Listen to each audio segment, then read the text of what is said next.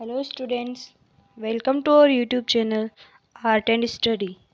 तो आज मैं आपके लिए लेके आई हूँ हिंदी व्याकरण से दूसरा टॉपिक शब्द विचार। पिछले टॉपिक में हमने वर्ण विचार देखा था, उससे संबंधित क्वेश्चंस देखे थे। तो सबसे पहले मैं आपको शब्द विचार के बारे में डिटेल से बताऊँगी, उसके बाद में हम इसके क्वेश्चन आंसर करेंगे। तो चलिए शुरू करते हैं आज का टॉपिक। तो सबसे पहले हम देखते हैं शब्द की परिभाषा कि शब्द की परिभाषा क्या होती है। तो एक या एक से अधिक वर्णों के मेल से बने सार्थक समूह को शब्द कहते हैं। तो जो वर्णों का सार्थक समूह होता है उसे क्या कहते हैं? शब्द कहते हैं। तो जैसे वर्ण होते हैं क, ख, ग, ये जो वर्ण होते हैं इनके मेल से जो सार्थक शब्द बनता है, यानी कि जिसका अर्थ निकलता है, तो वो शब्द कहलाते हैं। तो उदाहरण के लिए हम देखते हैं जैसे दमन, कमल, नयन, माता, बहन, सपना, सुबह, दौलत, रागिनी, गायक, कलाकार। तो ये जो शब्द हैं इन सबके ये एक सार्थक समूह है जिनका कोई अर्थ निकलता है। तो ये हमने देखी शब्द की परिभाषा। चलिए देखते हैं हम आगे शब्द के प्रकार और इनका वर्गीकरण किस प्रकार से किया गया है। तो अब हम देखते हैं शब्द और उसके भेद। तो शब्दों का वर्गीकरण 4 प्रकार से वर्गीकृत किया जा सकता है। तो पहला है रचना या बनावट के आधार पर, दूसरा उत्पत्ति के आधार पर, तीसरा अर्थ के आधार पर और चौथा प्रयोग के आधार पर। तो हमने जो शब्दों का जो वर्गीकरण देखा, 4 प्रकार से वर्गीकृत किया जाता है इनको। तो कौन कौन से होते हैं? ये डायरेक्ट यहाँ से ऑब्जेक्टिव क्वेश्चन पूछा जाता है कि शब्दों का वर्गीकरण कितने प्रकार से किया जाता है और उनके नाम भी पूछ लिए जाते हैं। तो रचना या बनावट के आधार पर, दूसरा है उत्पत्ति के आधार पर, तीसरा है अर्थ के आधार पर, चौथा है प्रयोग के आधार पर। चलिए अब इनको हम एक एक करके समझते हैं। तो सबसे पहले हम देखते हैं रचना के आधार पर शब्दों के वर्गीकरण को। तो रचना के आधार पर शब्दों का वर्गीकरण 3 प्रकार से किया जा सकता है। कितने प्रकार से किया जाता है? रचना के आधार पर 3 प्रकार से किया जाता है। तो पहला रूढ़, दूसरा है यौगिक, तीसरा है योगरूढ़। तो रचना के आधार पर शब्दों का वर्गीकरण 3 प्रकार से किया जा सकता है, रूढ़, यौगिक और योगरूढ़। तो अब हम इनके बारे में डिटेल से देखेंगे कि इन शब्दों की परिभाषा क्या है और ये किस प्रकार से बनते हैं, उनके कुछ एग्जाम्पल्स देखेंगे। तो सबसे पहले हम देखते हैं कि रूढ़ शब्द किसे कहते हैं। तो रूढ़ शब्द कहलाते हैं जो एक से अधिक वर्णों के योग से बने हों और जिनके टुकड़ों का कोई भी अर्थ नहीं निकाला जा सकता। तो रूढ़ शब्द किसकी परिभाषा क्या हुई कि वे शब्द रूढ़ शब्द कहलाते हैं जो एक या एक से अधिक वर्णों के योग से बनते हो, लेकिन उन टुकड़ों का कोई भी अर्थ नहीं निकाला जा सकता। तो ये शब्द क्या कहलाते हैं? रूढ़ शब्द कहलाते हैं। और रूढ़ शब्दों की एक विशेषता होती है कि ये शब्द किसी अन्य शब्दों के योग से नहीं बने हुए होते, यानी कि ये अकेले होते हैं। तो जैसे एग्जाम्पल के लिए हम लेते हैं कि जैसे लता, कल, डर, शहर आदि शब्द। तो ये किसी अन्य शब्द से, ये एक ही शब्द से मिलकर बने हुए होते हैं। तो ये थे इनके एग्जाम्पल। तो ये हमने देखा रूढ़ शब्द की परिभाषा। तो रूढ़ शब्द की परिभाषा क्या होती है कि वे शब्द रूढ़ कहलाते हैं जो एक या एक से अधिक वर्णों के योग से बने होते हैं और जिनके टुकड़ों का कोई भी अर्थ नहीं निकाला जा सकता। यानी कि अगर उस शब्द को हम अलग अलग करके देखें तो उनके टुकड़ों का कोई भी अर्थ नहीं निकलता। अब हम देखते हैं नेक्स्ट यौगिक शब्द। यौगिक शब्द क्या होते हैं? तो यौगिक शब्द वे शब्द जो एक से अधिक शब्दों के योग से मिलकर बने हुए होते हैं तथा जिनके प्रत्येक खंड का अर्थ निकलता है, उन्हें यौगिक शब्द कहते हैं। तो वे शब्द जो एक या एक से अधिक शब्दों के योग से मिलकर बने हुए होते हैं, उन्हें यौगिक शब्द कहते हैं तथा जिनके प्रत्येक खंड का अर्थ निकलता हो, यौगिक शब्द कहलाते हैं।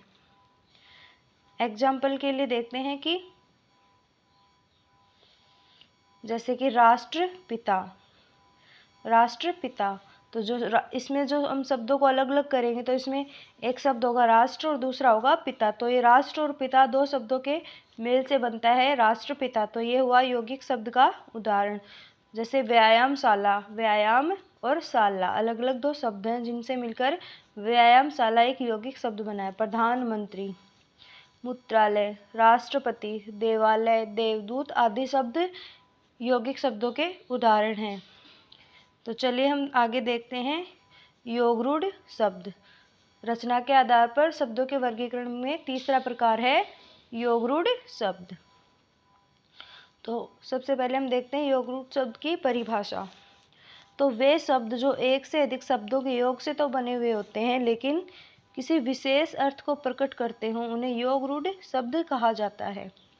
तो वे शब्द जो एक या एक से अधिक शब्दों के योग से बने होते हैं लेकिन ये एक विशेष अर्थ प्रकट करते हैं तो ये शब्द क्या कहलाते हैं? योगरूढ़ शब्द कहलाते हैं। जैसे लंबोदर, दशानन, पंकज, चारपाई, त्रिवेदी।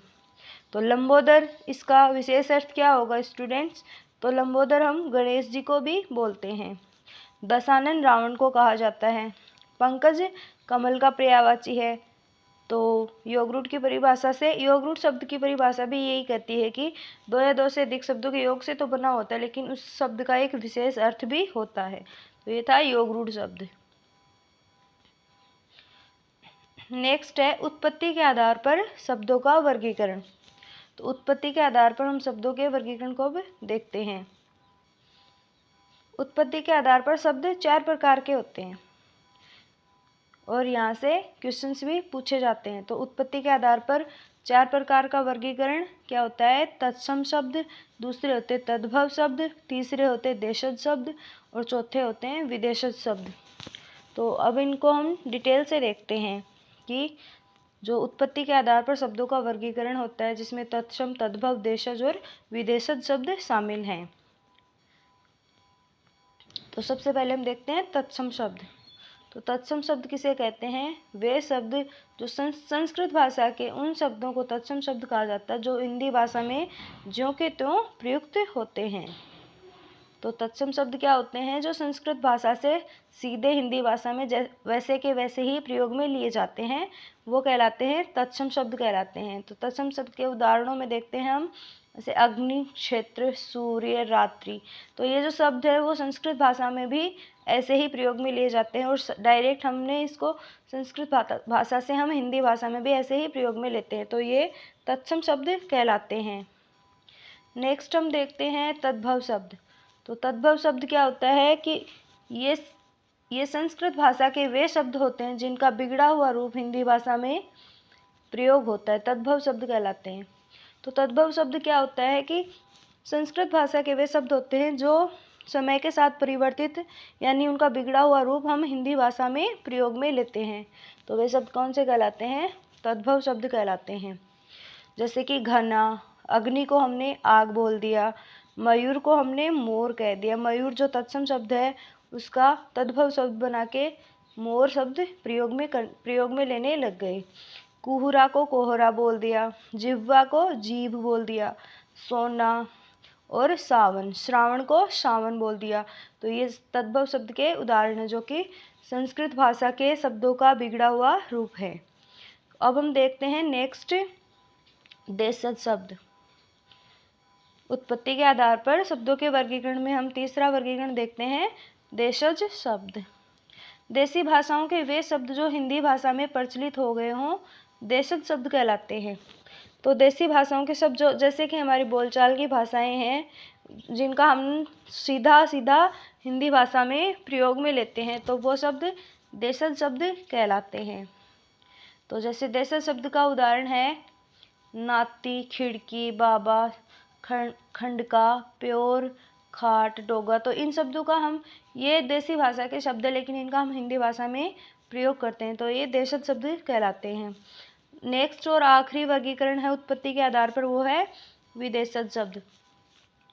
तो विदेशी भाषाओं के वे शब्द जो हिंदी भाषा में प्रयोग होते हैं विदेशज शब्द कहलाते हैं। तो विदेशज शब्द की परिभाषा क्या है? जो विदेशी भाषाएं हैं उनके जो कुछ शब्द हैं वो हिंदी भाषा में हम प्रयोग में लेते हैं तो वो विदेशज शब्द कहलाते हैं। तो एग्जाम में क्वेश्चन किस प्रकार से पूछा जाता है कि आपको 4 ऑप्शंस दिए जाएंगे और उनमें विदेशी भाषाओं के 4 शब्द दे दिए जाएंगे और उनसे पूछा जाएगा कि ये कौन सी भाषा का शब्द है। तो इनके उदाहरण है विदेशी भाषा का विदेशज शब्दों का, जैसे अनार, टेलीफोन, टेलीफोन एक इंग्लिश वर्ड है, रिक्शा, आम, स्टेशन, चाकू, अलमारी, बाल्टी, स्कूल आदि। तो जो इनका वर्गीकरण और इनके जो क्वेश्चंस है वो मैं आपको नेक्स्ट लेक्चर में करवाऊंगी। अब हम देखते हैं शब्दों का अगला वर्गीकरण, जो कि है अर्थ के आधार पर। तो पहले हमने देखे रचना के आधार पर, फिर उत्पत्ति के आधार पर, अब हम देखते हैं अर्थ के आधार पर शब्दों का वर्गीकरण। तो अर्थ के आधार पर शब्द 2 प्रकार के होते हैं। पहला होता है सार्थक शब्द, दूसरा होता है निरर्थक शब्द। सार्थक शब्द क्या होते हैं? वे शब्द जिन शब्दों का कोई ना कोई अर्थ निकलता हो सार्थक शब्द कहलाते हैं। जैसे रोटी, होली, डंडा, दशहरा, पानी, गंगा, आधुनिक, विज्ञान। तो इन सभी शब्दों का एक पर्टिकुलर अर्थ निकल रहा है। दूसरे होते हैं निरर्थक शब्द। तो निरर्थक शब्द किसे कहते हैं? कि वे शब्द जिन शब्दों का कोई अर्थ नहीं निकले निरर्थक शब्द कहलाते हैं। जैसे हम आम बोलचाल की भाषा में यूज में लेते हैं कि वाम, छलनी, छुलनी, चाय, वाय, पानी, वानी, रोटी, वोटी आदि जो शब्द हैं ये निरर्थक शब्द है, लेकिन इनका हम हिंदी भाषा में आम बोलचाल की भाषा हिंदी भाषा में आसानी से प्रयोग में लेते हैं। तो ये था वर्गीकरण सार्थक और निरर्थक शब्द। सार्थक और निरर्थक शब्द जो कि अर्थ के आधार पर शब्दों का वर्गीकरण है। अब हम देखते हैं प्रयोग के आधार पर शब्दों का वर्गीकरण। तो प्रयोग के आधार पर शब्दों का वर्गीकरण 2 प्रकार से किया जाता है। कितने प्रकार से किया जाता है? तो प्रयोग के आधार पर शब्दों का वर्गीकरण 2 प्रकार से किया जाता है। पहला है विकारी शब्द और दूसरा है अविकारी शब्द। तो चलिए देखते हैं विकारी शब्द और अविकारी शब्द क्या होते हैं। तो सबसे पहले देखते हैं विकारी शब्द की परिभाषा। तो विकारी शब्द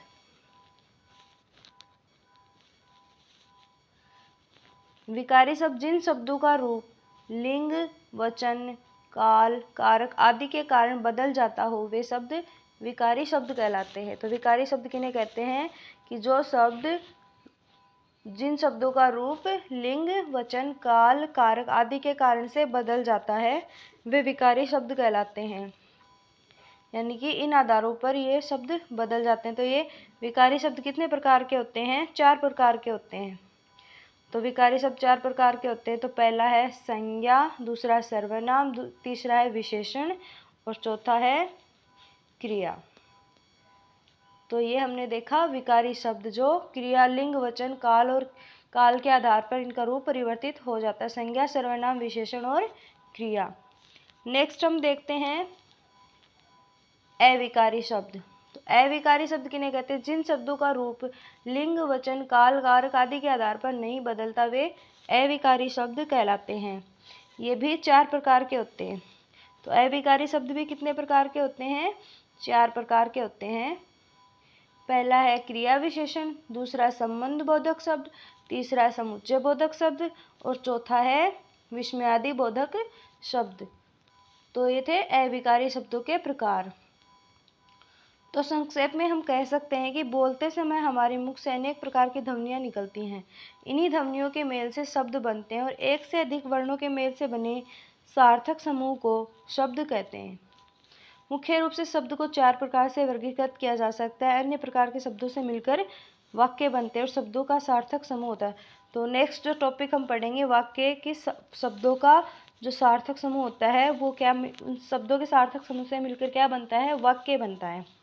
तो स्टूडेंट्स ये हमने देखा आज का टॉपिक शब्द विचार, जिसमें हमने शब्दों का वर्गीकरण पढ़ा। आई होप आपको ये टॉपिक समझ में आया। नेक्स्ट वीडियो में मैं आपके लिए इससे संबंधित क्वेश्चंस लेके आऊँगी। So thanks for watching. So like, share and subscribe and press the bell icon. Thanks for watching. Thank you.